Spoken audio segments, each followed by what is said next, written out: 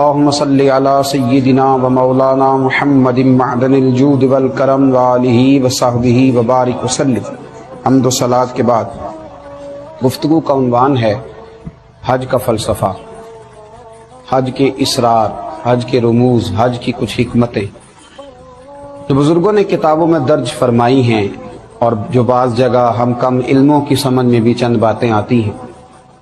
قرآن حکیم نے ارشاد فرمایا ہے کہ وَلِلَّهِ عَلَى النَّاسِ حِجُّ الْبَيْتِ مَنِ اسْتَطَاعَ إِلَيْهِ سَبِيلًا، فرمایا اللہ کے لیے لوگوں پر اس گھر کا حج کرنا ہے جو اس تک پہنچنے کی طاقت رکھتا ہے، اس پر اس گھر کا حج فرض ہے جو اس تک پہنچنے کی طاقت رکھتا ہے، جو مال رکھتا ہے، ہمت رکھتا ہے، وہ یہاں آئے گا۔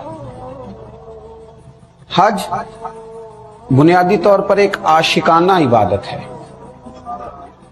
ایک عاشقانہ عبادت ہے۔ کچھ عبادتیں ایسی ہوتی ہیں جو مالی ہوتی ہیں اور کچھ ایسی ہوتی ہیں جو بدنی ہوتی ہیں۔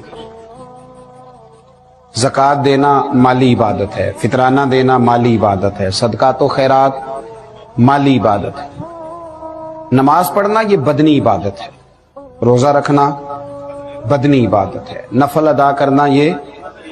حج وہ عظیم نعمت ہے، وہ عبادت ہے جو مرکب ہے، مال بھی خرچ ہوتا ہے اور وجود کی طاقت بھی لگتی ہے، مالی بھی ہے اور بدنی بھی ہے۔ اور نبی رحمت نور مجسم شفیع معظم صلی اللہ تعالی علیہ وآلہ وسلم نے ارشاد فرمایا ہے، حضور علیہ الصلوۃ والسلام فرمانے لگے کہ جو مال تم حج پہ خرچ کرتے ہو، اللہ تبارک و تعالی تمہیں ایک ایک روپے پر کئی ہزار کا اجر عطا فرماتا ہے۔ اور ایک حدیث میں یوں بھی ارشاد فرمایا کہ ان کے ایک درم پر اللہ تعالیٰ جو حج پر مال خرچ ہوتا ہے 10 لاکھ کا اجر عطا فرماتا ہے، 10 لاکھ کا۔ تو حج مالی عبادت بھی ہے اور حج بدنی عبادت بھی ہے۔ اب حج میں آپ یہ دیکھیے کہ انسان کو ملتا کیا ہے، میسر کیا ہوتا ہے، اس نے کرنا کیا ہے۔ یہاں سے جب انسان چلتا ہے حج کے لیے تو وہ پوری دنیا میں آپ گھوم کے دیکھ لیں، مسلمان جہاں جہاں بھی رہتے ہیں ان کا لباس پہننے کا انداز الگ ہے، گفتگو کرنے کا انداز الگ ہے۔ اہل عرب میں بھی اب یہ ہوا ہے کہ مختلف علاقوں میں عربی بولنے کے انداز مختلف ہو گئے، مختلف جگہ پہ عربی مختلف انداز میں بولی جاتی ہے۔ ہمارے ہاں آپ دیکھ لیں پاک و ہند میں اردو بولنے کا اسٹائل مختلف جگہوں کا مختلف ہے، لباس پہننے کا انداز بھی سب جگہوں کا اپنا اپنا ہے۔ اب جب آپ کو حج کے لیے جانا ہے تو اللہ تبارک و تعالیٰ نے سب سے کہا کہ لباس ایک جیسا پہننا، تم کروڑ پتی ہو یا ارب پتی ہو یا کھرب پتی ہو، تم نے 2 چادریں، ایک تہمت باندھ لو، ایک اوپر اوڑھ لو، ایک طرح کا۔ اور لطف کی بات یہ ہے کہ سلا ہوا نہیں ہونا چاہیے۔ اگر سفید لباس کی اجازت دی جاتی اور 2 چادروں کی دی جاتی تو سب اپنی اپنی مرضی کا سلا لیتے، سلا ہوا نہیں ہونا چاہیے۔ ایک کی تہمت باندھ لو، ایک اوڑھ لو، اپنے اپنے لباس چھوڑو، ایک لباس میں آ جاؤ۔ اور اب تم نے اپنی اپنی بولی نہیں بولنی بلکہ کہنا کیا ہے، لبیک اللہم لبیک لبیک لا شریک لک لبیک ان الحمد والنعمت لک والملک لا شریک لک لبیک، یہ تم نے کہنا ہے، اپنی اپنی بولی نہیں بولنی، ایک لباس، ایک انداز گفتگو۔ عربی بولنی ہے تو اس میں وظیفہ بھی ایک ہے سب کا، لبیک اللہم لبیک، ایک وظیفہ، ایک انداز، اس ایک ترتیب کے ساتھ تم کو آگے بڑھنا ہے اور اسی ایک مرتب ترتیب کے ساتھ تمہیں اللہ تبارک و تعالیٰ کی بارگاہ عالی مرتبت میں حاضر ہونا ہے۔ کرنا کیا ہے؟ بیت اللہ شریف جانا ہے، فرمایا ہاں وہاں بھی جانا ہے، لیکن اس کے بعد نہ کھلے میدان ہے، کھلے میدان جاؤ، جا کے مینا میں خیمہ لگا لو، ایک لباس، ایک بولی۔ اب سمجھ آئی، ایک ہی صف میں کھڑے ہو گئے محمود و عیار، نہ کوئی بندہ رہا نہ کوئی بندہ نوا۔ اب سمجھ آئی اپنی ملت پر قیاس اقوام مغرب سے نہ کر، خاص ہے ترکیب میں قوم رسول ہاشمی۔ اب سمجھ آئی معاملہ کیا ہے، ایک کر دیا سب، بندہ و صاحب و محتاج و غنی ایک ہوئے، तेरी सरकार में पहुंचे तो सभी एक हुए। अब एक लिबास में मलबूस जाना है। इबादत अपनी मर्जी करने का नाम नहीं, इबादत अल्लाह की मर्जी करने का नाम, हुजूर अलैहिस्सलाम की मर्जी पर चलने का नाम। बैतुल्लाह शरीफ का तवाफ किया तो कहा जाओ जाके खैमों में बैठ जाओ। मिना के खैमों में करना क्या है? कुछ भी नहीं, नमाजें पढ़नी है जो रूटीन से पढ़ते हो। बस तुम्हें एक खैमे में रहना है। या अल्लाह, हमने तो अपना घर छोड़ दिया, मकान छोड़ दिया। और अगर थोड़ा सा आप यहाँ रुक के गौर करें तो दो चादरें उसी तरह ओढ़ी हैं जिस तरह कफन ओढ़ा जाता है। बाल बच्चे यही रह गए, बैंक बैलेंस यही रह गए। और कहता भला क्या है? कहता यह कि लब्बैक, अल्लाह मैं हाजिर हो गया हूं, अल्लाह मैं हाजिर हो गया हूं। वही जिस तरह इसने जाना नहीं सब कुछ छोड़ के कफन में अपना मुंह लपेट के, उसी अंदर अल्लाह आ गया हूं ना, मैं हाजिर हो गया हूं, मैं अल्लाह मैं हाजिर हूं, हाजिर हो गया। जाओ जाके मिना के खैमों में बैठो। खैमे में बैठे रहे। फिर फरमाया अब 9 ज़िलहज आई है तो जाओ जाके अराफात में बैठो। नमाजें पढ़ी जा रही हैं। मैदान अराफात में मगरिब की अजान हुई, समझिएगा बात को। मगरिब की अजान हुई तो हुक्म यह है कि तुमने वहां नमाज नहीं पढ़नी, अजान सुन ली। आम दिनों में हुक्म यह है कि मगरिब का वक्त हो जाए तो उसको जल्दी अदा कर लो। अब यहां बतलाया गया कि नमाज यहां नहीं पढ़नी, मुजदलिफा में जाके पढ़नी है। वहां जाते जाते शाह का वक्त हो जाता है। अब इस तरह करो, 2 नमाजें इकट्ठी पढ़ो, 2 नमाजें इकट्ठी पढ़ो। वहां तुम खेमे में थे, मिना में अराफात में भी खेमा मुयस्सर आया था। अब मुजदलिफा में तुमने रात रहना है और बगैर खेमे के रहना है। अल्लाह क्यों? फरमाया मेरी हिकमतें, मेरा तुम्हारे साथ प्यार है। मैंने बड़े बड़े रईसों को, वजीरों को, मालदारों को, बड़े बड़े नामवर लोगों को रोड़ों पे लेटे हुए देखा है।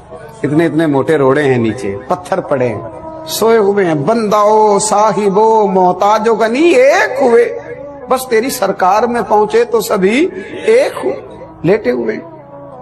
अल्लाह करीम ने हज के अंदर जो इसरार रखे, जो हिकमतें रखी, वहां लेटे हैं, सब आराम कर रहे हैं। अब वहां से निकलो, अब क्या हुक्म है? फरमाया वापिस आओ मिना में, शैतान को कंकर मारो, जमरात की रमी करो, मारो कंकर। एक दीवार बनी है, उसे कंकर मारो। अल्लाह का दुश्मन जान के उसे मारो। अब तुम उसे मार करके निकले तो अब कुर्बानी दो, अब कुर्बानी करो। हाजी ने कुर्बानी की, जो तमत्तो हज वाला था उसने कुर्बानी करी। अब फरमाया इस तरह करो, ये मेरे दिए हुए बाल हैं, तुम्हारे सर पे ने मुंडवा दो। मुंडवा दिए। मालिक अब क्या करें? फरमाया अब जाओ जाके बैतुल्लाह का फिर से तवाफ करो। अल्लाह ये सारा क्या है? फरमाया मेरी तुमसे मोहब्बत है, तुम्हारी मुझसे मोहब्बत है। हजरत उमर फारूक रदी अल्लाह ताला अन्हु ना हजर अस्वद को चूमने लगे तो फरमाने लगे तू पत्थर है, तो क्या नफा नुकसान देगा, मैं तुझे कभी ना चूमता। हाय, हजरत उमर के लफ्ज देखिए। फरमाया मैं तुम्हें कभी ना चूमता, तू पत्थर है, पर मैं तुझे बार बार चूमूंगा इसलिए कि तुझे मदीने वाले रसूल ने चूमा है।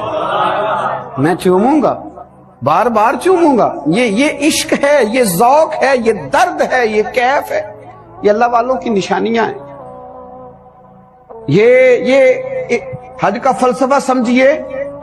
अच्छा भला सियाना आदमी है, वो चलता है तो बड़े वकार के साथ चलता है, वो धीमे धीमे कदम उठाता है, वो उसका अंदाज बड़ा पुरवकार है चलने का तरीका। लेकिन जब वो सफा मरवा करता है ना, कर क्या रहा है? 2 पहाड़ियों के दरमियान चक्कर लगा रहा है। और एक मकाम ऐसा आता है कि उसे वहां भागना है। क्यों भागना? इसलिए कि जनाबे हाजरा भागी थी। जनाबे हाजरा, या अल्लाह, वो तो पानी के लिए भागी थी। तो यहां तो हाजी की बगल में पानी की बोतल मौजूद है, गले से लटकाए हुए है, सामने कूलर लगे हुए हैं। अल्लाह क्यों भागे? फरमाया बस उसका भागना पसंद ही बड़ा आया। तो मेरे हुक्म पर अपने बेटे के लिए भागती थी तो पसंद ही बड़ा आया है। बड़ा बड़ा बाबकार आलिम फाजिल शेख भागता है, ये क्या हो रहा है? ये बंदा अपने रब से मोहब्बत कर रहा है, ये उसके हुक्म पे दौड़ रहा है। वो तो इल्लत थी, वहां तो वजह थी, वहां तो मसला था, लेकिन ये दौड़े जा रहा है। क्यों? एक हिकमत है, एक दलील है, एक वजह है। हज के मौका पर जितने काम हैं اگر انسان اپنی عقل کا زور لگائے گا نا کہ میں سمجھوں یہاں حکمت کیا ہے، یہاں حکمت کیا ہے، تو یہ تو نادان رہ جائے گا، عقل تو ٹھوکریں کھائے گی۔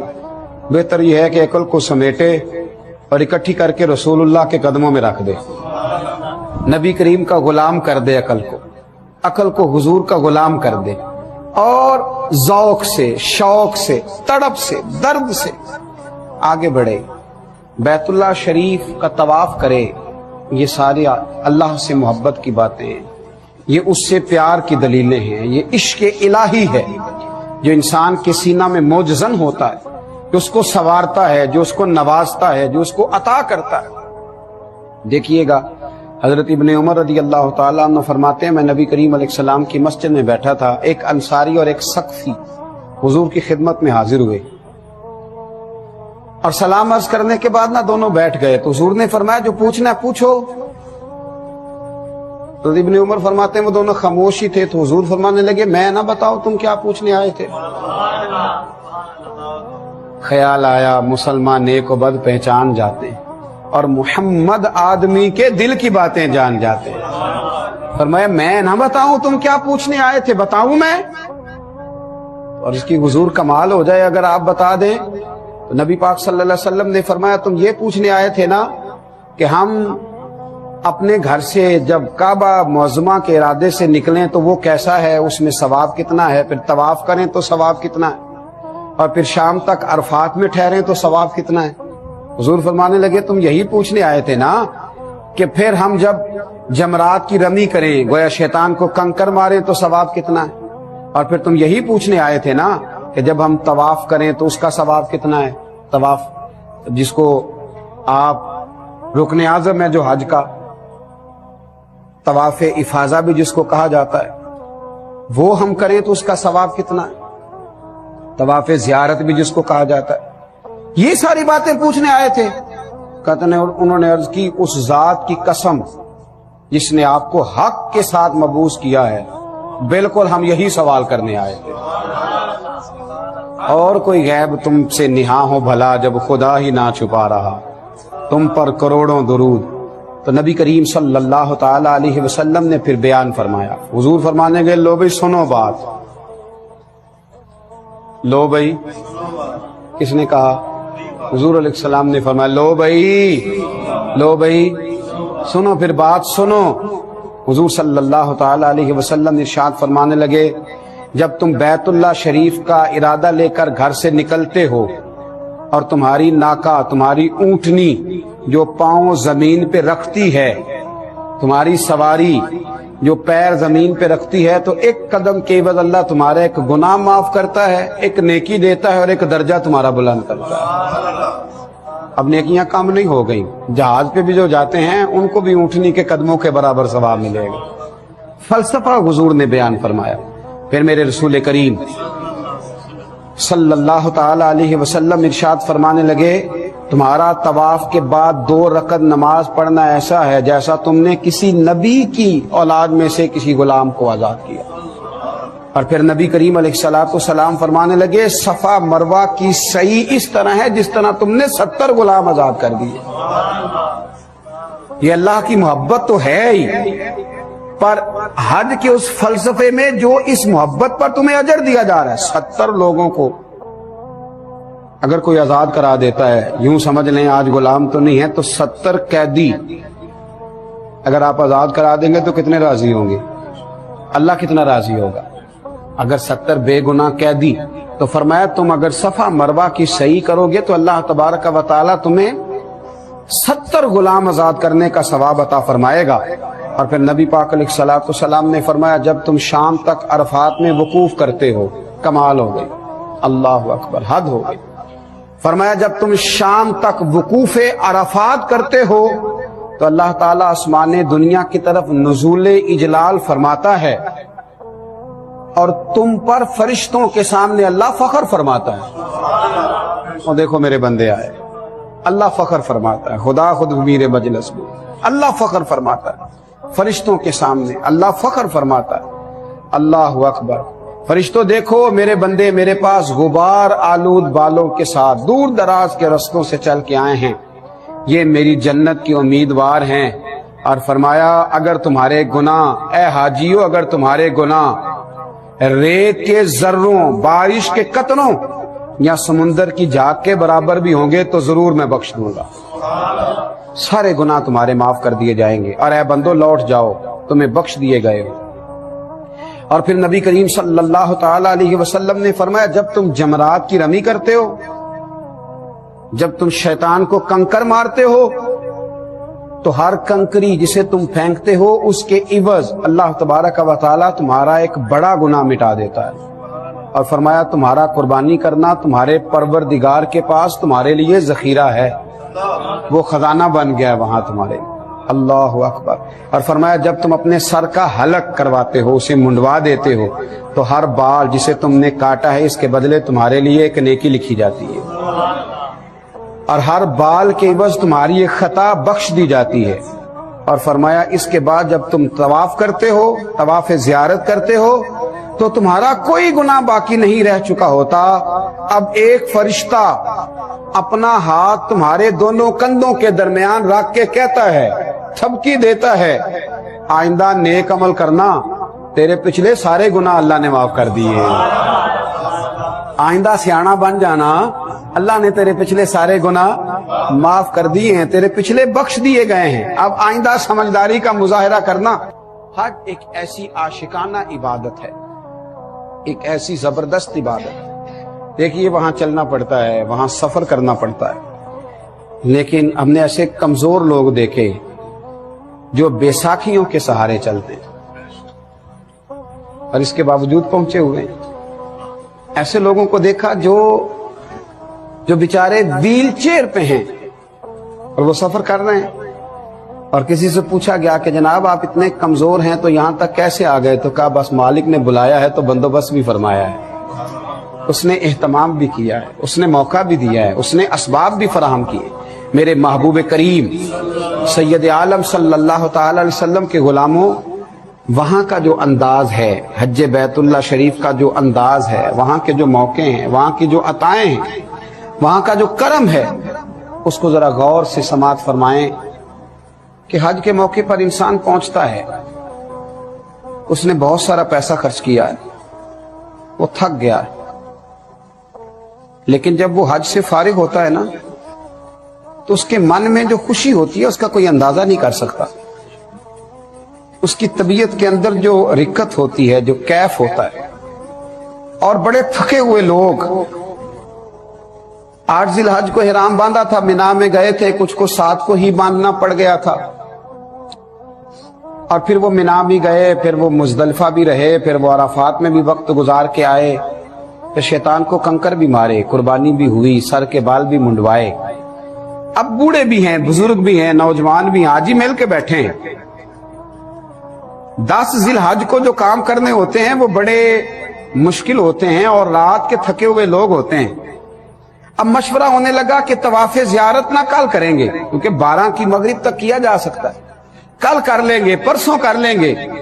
ایک نوجوان کہنے لگا میرا تو دل ہے آج ہی چلے۔ بزرگ کہنے لگے تم چلو گے تو پھر میں بھی چلوں گا۔ اب یہ ہمتیں کون دے رہا ہے؟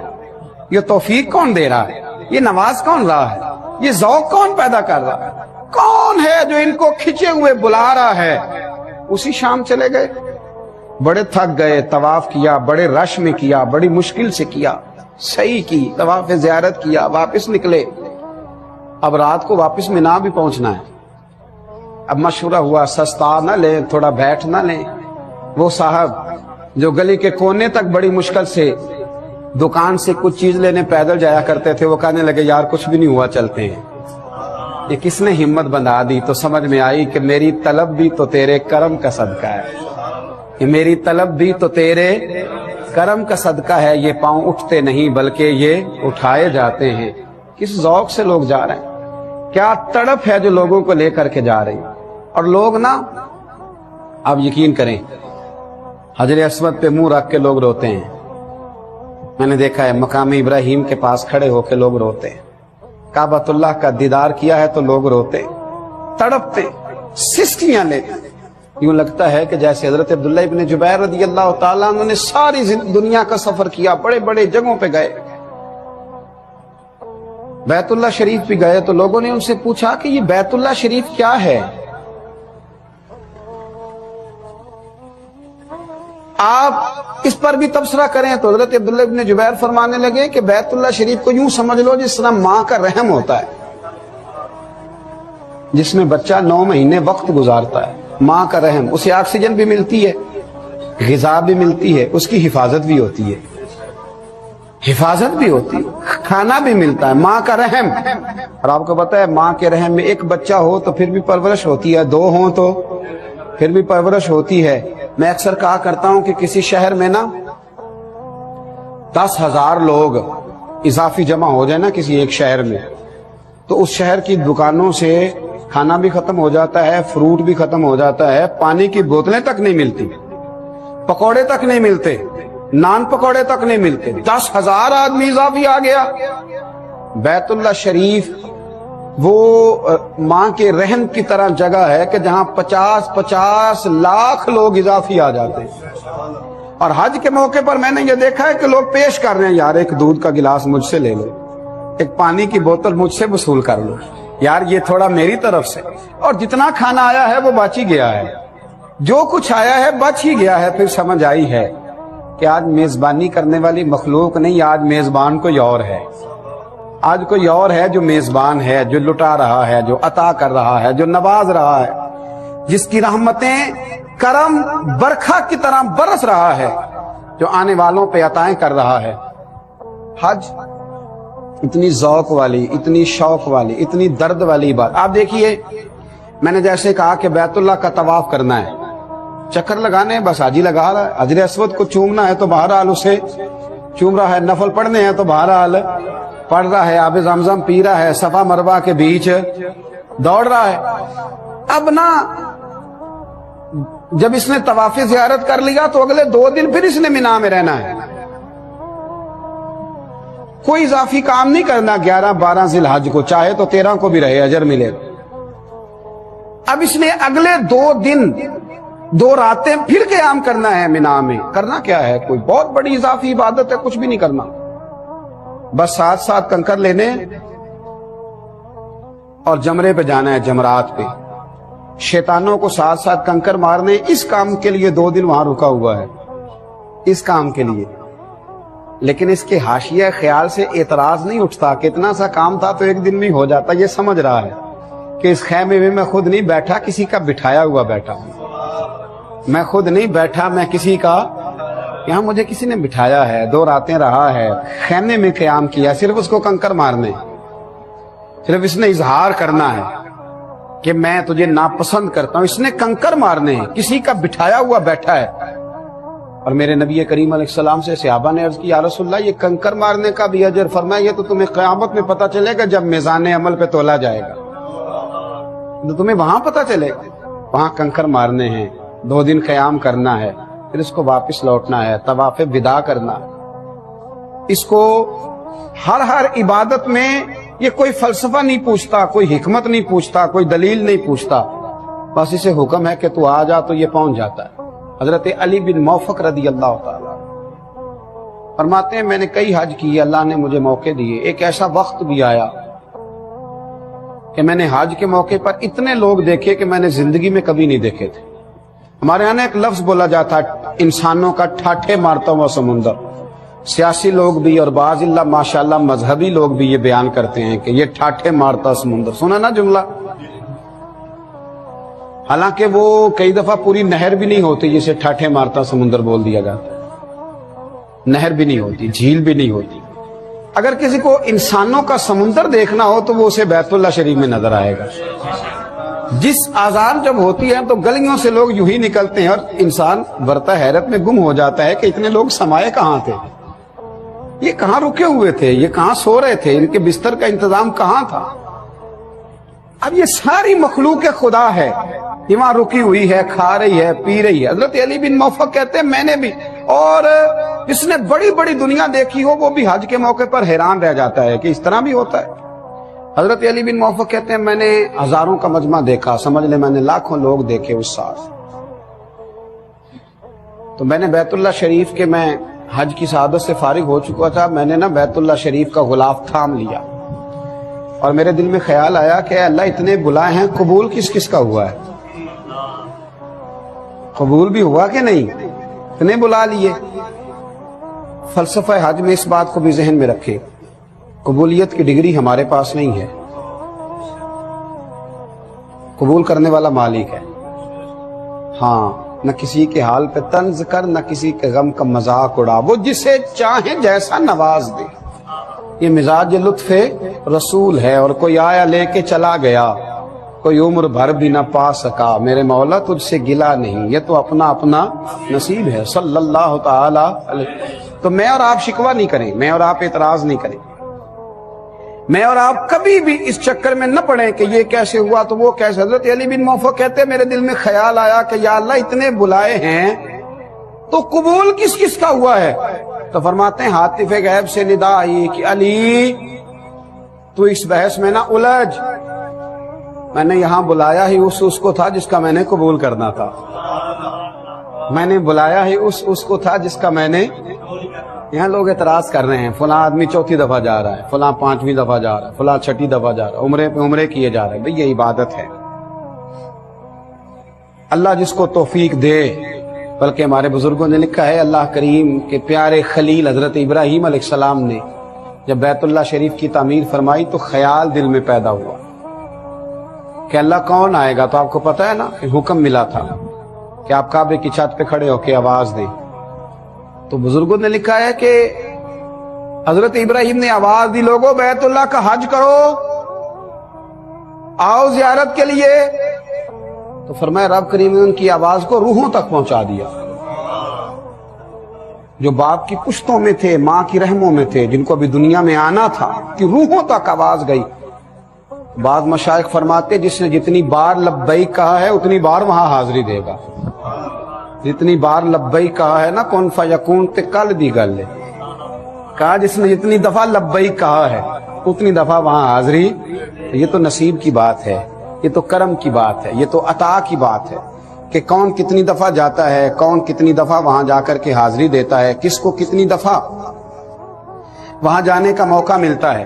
تو حج بیت اللہ پہ اس فلسفے کو ضرور ذہن میں رکھنا چاہیے کہ یہ خالصتاً محبت الہی کا موقع ہے، یہ خالصتاً اللہ تبارک و تعالیٰ کی عطا ہے، یہ خالصتاً اس کا کرم ہے۔ میرے رسول کریم صلی اللہ علیہ وسلم نے اپنے حج فرض ہونے کے بعد ایک ہی حج فرمایا ہے۔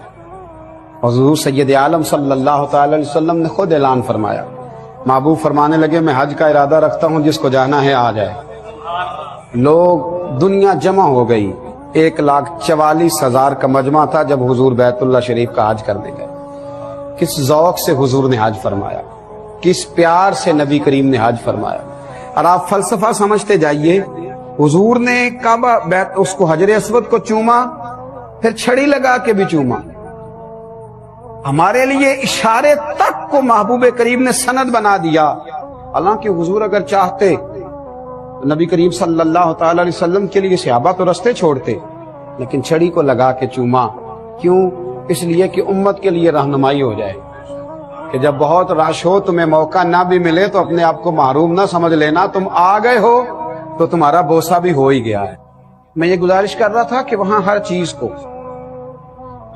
کو سرکار دو عالم صلی اللہ علیہ وسلم نے اپنے غلاموں کے لیے کھول کر بیان فرما دیا، کھول کر بیان کر دیا۔ فرمایا کہ تم نے استلام بھی کر لیا دور سے اشارہ کر کے، تو حجر اسود تمہیں بھولے گا نہیں، وہ یاد رکھے گا، صبح قیامت تمہاری گواہی دے گا، اللہ تبارک و تعالیٰ کی بارگاہ میں تمہاری گواہی دے گا۔ حضرت ابن عباس فرماتے ہیں کہ نبی کریم صلی اللہ تعالی علیہ وسلم نے فرمایا اللہ تعالیٰ ہر روز اپنے حرمت والے گھر کا حج کرنے والوں پر 120 رحمتیں نازل فرماتا ہے۔ جے ایک قطرہ بخشے میں نے 120 رحمتیں اللہ روز اپنے حرمت والے گھر کا حج کرنے والوں پر نازل فرماتا ہے۔ 60 رحمتیں طواف کرنے والوں پر اور 40 وہاں نماز پڑھنے والوں پر، اور فرمایا 20 رحمتیں انہیں ملتی ہیں جو خالی بیت اللہ شریف کو دیکھتے ہی رہتے ہیں، وہ خالی زیارت ہی کرتے رہتے ہیں۔ 20 رحمتیں اللہ انہیں بھی عطا فرماتا ہے۔ اب حج بیت اللہ سے نبی کریم علیہ السلام واپس تشریف لائے، کیا کیا موتی تھے، کیا کیا پھول تھے، اور میرے رسول کریم علیہ السلام نے حج بیت اللہ کا یہ بھی فلسفہ بیان کیا کہ ساری دنیا کے لیے حضور نے حقوق کا چارٹر بیان فرما دیا، اپنی امت کو دستور حیات جو دیا وہ بھی خطبہ حجت الوداع میں دیا۔ حج کے موقع پر امت کو یہ درس دیا کہ پوری دنیا سے وہاں لوگ آئیں گے اور وہاں تمہیں ایک عہد بھی باندھنا ہے، وہاں کے خطبے میں تمہیں ایک عہد باندھنا ہے، تم نے آگے کے لیے منصوبہ بندی کرنی ہے، دین کو کیسے پھیلانا ہے، ہمارے گناہ معاف کر دیے گئے، اب تم نے کس تازگی کے ساتھ آگے بڑھنا۔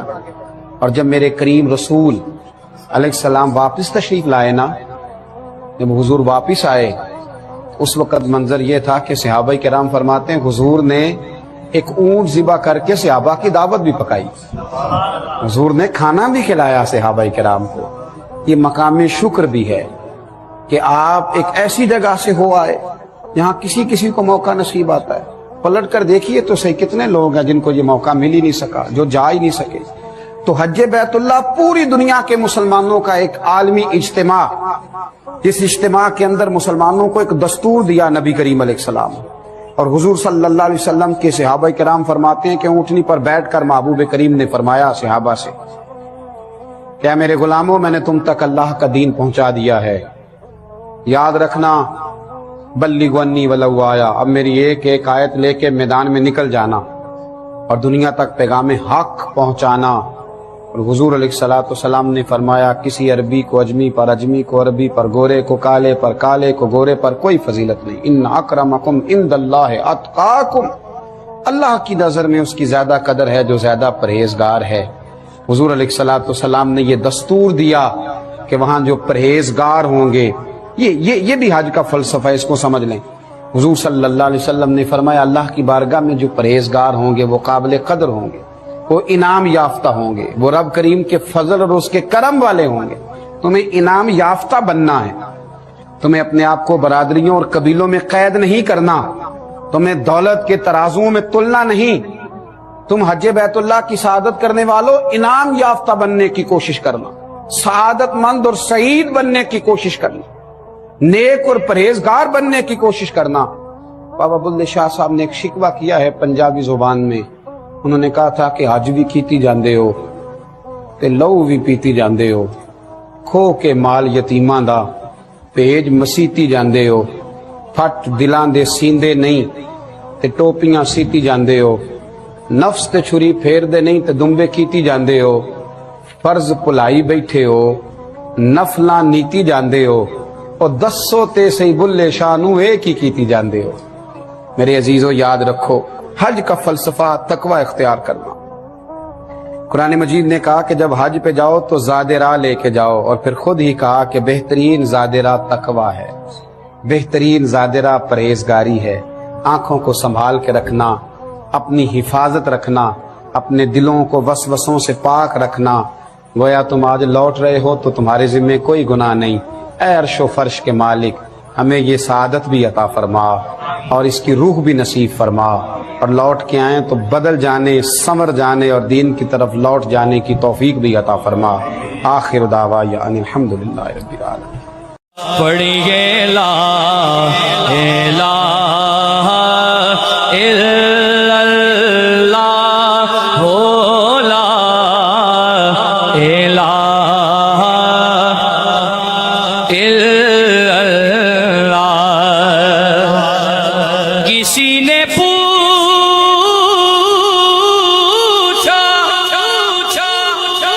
کہ جنت